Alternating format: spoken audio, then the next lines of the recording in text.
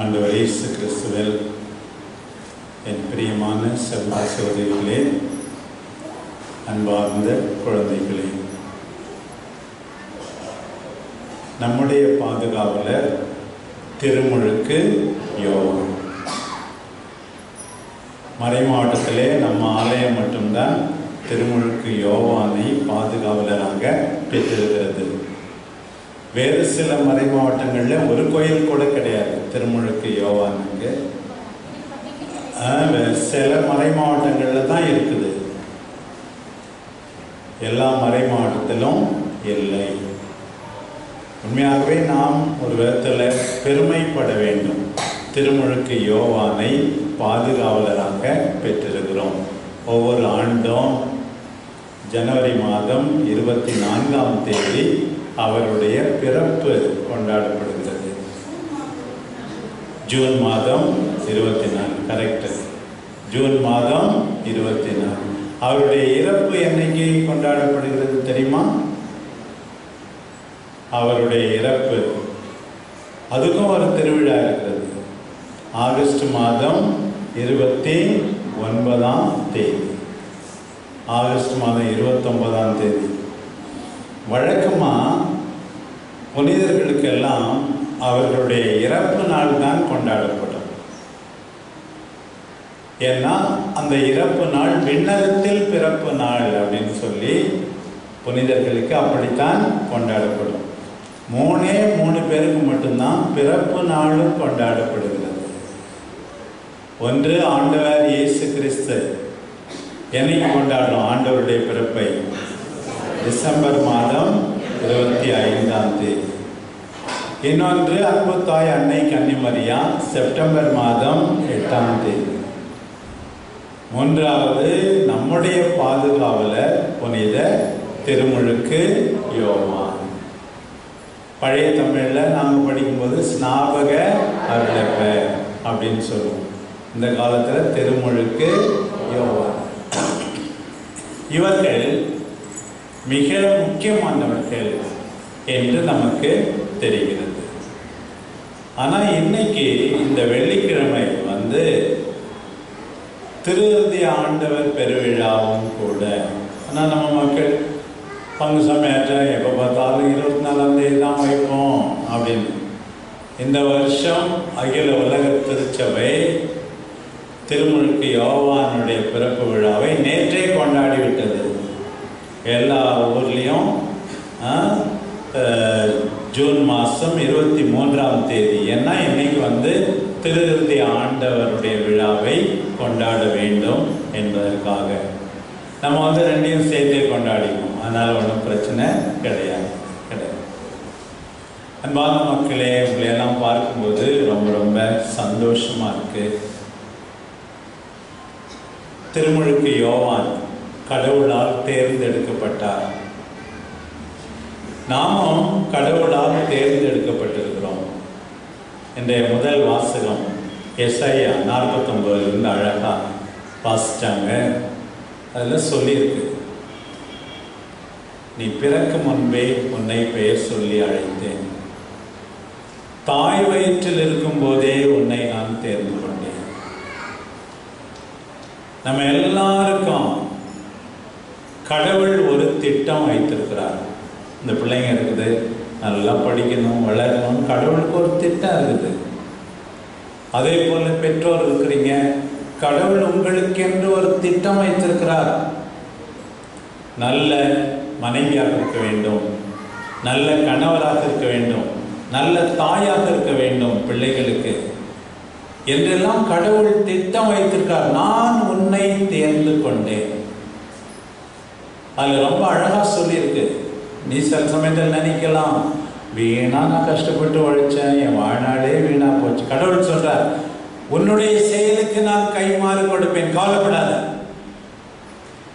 கஷ்டப்பட்டு உழைக்கிறாய், பிள்ளைகளுக்காக தியாக வாழ்க்கை வாழ்கிறாய், நம்பிக்கையை விட்டுவிடவில்லை, கவலைப்படாத, நான் கைமாறு கொடுப்பேன். உன்னுடைய கடமை என்ன தெரியுமா? எல்லாரையும் ஒன்றாய் வைத்திருக்க வேண்டியதுதான். இதுதான் உன்னுடைய முக்கியமான கடமை. கடவுள் சொல்றார், நான் உன்னோடு இருக்கிறேன், நீ என் கண்களிலே மதிப்பு பெற்றவர். கடவுள் சொல்வது, நீ என் கண்களிலே மதிப்புக்குரியவர். நான் உன்னை மதிக்கிறேன், மற்றவன் மதிக்கிறாங்களோ மதிக்கலையோ, நீ வந்து என்னை தேடு, என்னை நம்பு, கஷ்டப்பட்டு கடமையை செய், நான் உன்னை பார்த்துக் கொள்வேன் கடவுள் சொல்கிறார்.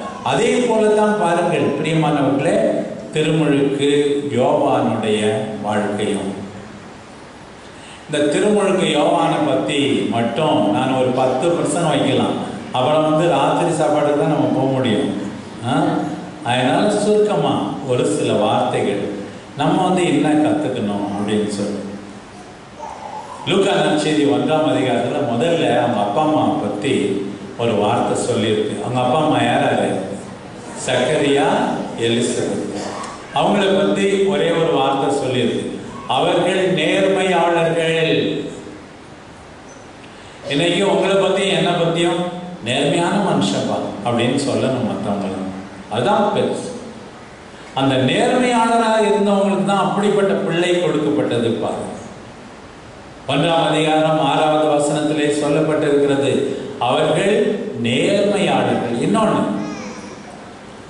அவர்கள் சட்டப்படி, ஆண்டவருடைய சட்டப்படி எல்லாவற்றையும் செய்து குற்றமற்றவர்களாக இருந்தார்கள். பாருங்க, இப்ப நாம வந்து அப்படிதான் வாழணும். பாருங்க, திருமுழுக்கு யோவானுடைய அப்பா அம்மா வாழ்ந்த மாதிரி. அதனால்தான் அவர்களுடைய ஜெபம், முதிர்ந்த வயதை அவர்கள் அடைந்திருந்தாலும் அவருடைய ஜெபம் கேட்கப்பட்டது, அவர்களுக்கு ஒரு நல்ல குழந்தை கொடுக்கப்பட்டது. பாருங்கள், நேர்மையானவர், குற்றமற்றவர் நம்ம சொல்லும். அன்பான தம்பிகள் இருக்கிறீர்கள், இளைஞர்கள் இருக்கிறீர்கள், நம்மளை பற்றி அவன் எந்த தப்பும் செய்ய மாட்டாப்பா அப்படின்னு சொல்லணும். அதுதான் நமக்கு சந்தோஷம். காசு பணம் பெருசு இல்லை, பட்டம் பதவி பெருசு இல்லை, அதெல்லாம் இருந்தால் நல்லதுதான். அதை விட முக்கியமா நேர்மையானவர், குற்றமின்றி வாழ்பவர், அப்படி நம்மை பற்றி நம்ம வந்து சொல்லணும். அப்போ அவங்களுக்கு தெரியும், சக்கரியா கோயிலில் வேண்டிகிட்டு இருக்கும்போது தான், தூபம் காட்டிட்டு இருக்கும்போது தான் சமனஸ் அவருக்கு வந்து அந்த நல்ல செய்தியை சொல்லுச்சு. அப்போ அந்த குழந்தை எப்படி இருக்கும் என்றும் சொல்லப்பட்டது, குழந்தை எப்படி இருக்கும் என்றும் சொல்லப்பட்டது. அதுதான் நமக்கு திருமுழுக்கு யோவான் எப்படி இருப்பார்னு சக்கரியாவுக்கு நிறைய சொல்லப்பட்டது. அதில் முக்கியமாக 2 வாக்கியத்தை உங்களுக்கு நான் இப்போது எடுத்து சொல்ல விரும்புகிறேன். 1, அந்த குழந்தை எல்லாருக்கும் மகிழ்ச்சியை அளிப்பார். இப்போ திருமுழுக்கு யோவான் என்கின்ற குழந்தை எல்லாருக்கும் மகிழ்ச்சி அளிக்கும். அன்பார்ந்த பிள்ளைகளே, அன்பார்ந்த பெரியவர்களே, நீங்கள் மற்றவர்களுக்கு மகிழ்ச்சி அளிப்பவர்களாக இருக்கிறீர்களா அப்படின்னு கேட்டு பார்க்கணும். யாருடைய கண்ணீருக்கும் கஷ்டத்துக்கும் வேதனைக்கும் நம்ம காரணமா இருக்கக்கூடாது. திருவள்ளுவர் கூட சொன்னார், ஒரு பிள்ளைய பார்த்துட்டு எல்லாரும் என்ன சொல்லணுமா, அதான் மகன் தந்தைக்கு ஆற்றும் உதவி என்னன்னு கேட்டா, இவன் தந்தை என்னோற்றான் கொல்லெனும் சொல். இந்த பிள்ளைய பெறத்துக்கு இந்த தந்தை, இந்த தாய் என்ன தவம் செஞ்சார்களோ தெரியலையே அப்படின்னு சொல்லும் விதத்திலே பிள்ளைகள் வாழ வேண்டும் சொன்ன. இதைத்தான் நாம் எல்லாரும் செய்ய வேண்டும். பிரியமானவர்களே, நல்ல விதமாக வாழ வேண்டும், மற்றவர்களுக்கு மகிழ்ச்சி அளிக்க வேண்டும். சில வீட்டில் சில பெண்கள் ஏன்டா இந்த மனுஷனை கட்டிக்கிட்டனோ தெரியலையே அப்படின்னு கண்ணீர் வடிப்பார்கள் சில பேர். இன்னும் சில பேர் இருக்கார்கள், ஏன்னா இவ வந்து என் மகனுக்கு வாக்கப்பட்டாலோ தெரியலையே அப்படின்னு சொல்லி சில மாமியாருங்க புலம்புவாங்க. பாரு, என் மகன் எப்படி இருந்தா இப்படி நாசமாகிட்டாளே அப்படியெல்லாம் அவர்கள் சொல்லுவாங்க. பிரியமானவர்களே, நாம் எப்போதும் இதை மறந்து விடவே கூடாது. என்னால் 4 பேர் மகிழ்ச்சியாக இருக்க வேண்டும். ஏனென்றால் திருமுழுக்கு யோவான் எல்லாருக்கும் மகிழ்ச்சியாக இருப்பார் என்று அறிவிக்கப்பட்டது. பாருங்கள், அப்புறம் இன்னொரு வாக்கியம் இங்கே சொல்லப்பட்டிருக்கிறது 14-15 பாருங்க. இந்த திருமுழுக்கு யோவான் வந்து கடவுள் முன்னிலையில் பெரியவராயிருப்பார். சில பேர் மனிதர் முன்னிலையில் பெருவியராக இருக்க முயற்சி எடுக்கிறாங்க. நம்ம ஊர்லேயே அவங்களுக்கு தெரியும் எப்படி இந்த தேர் திருவிழா கோயில்கள் நடக்காமல் வந்தது. அவங்க சுரூபத்தை தூக்காந்து வைக்கிறதா, இவங்க தூக்காந்து வைக்கிறது. மனுஷர் முன்னாடி நீ பெருசாக இருக்கிறதா முக்கியம். கடவுள் முன்னாடி பெரியவராக இருப்பான். யார் கடவுள் முன்னாடி பெரியவர்கள்? பணம் வைத்திருப்பவர்கள் அல்ல, ஆட்களை சேர்த்து வைத்திருப்பவர்கள் அல்ல, மாடி வீடு கட்டியிருப்பவர்கள் அல்ல, பெரிய 2 வீலர் கார் வைத்திருப்பவர்கள் அல்ல. கடவுள் முன்னிலையிலே யார் பெரியவர்கள்? அவரை நம்பி இருப்பவர்கள், தாழ்ச்சியோடு பணிவிடை புரியவர்கள்,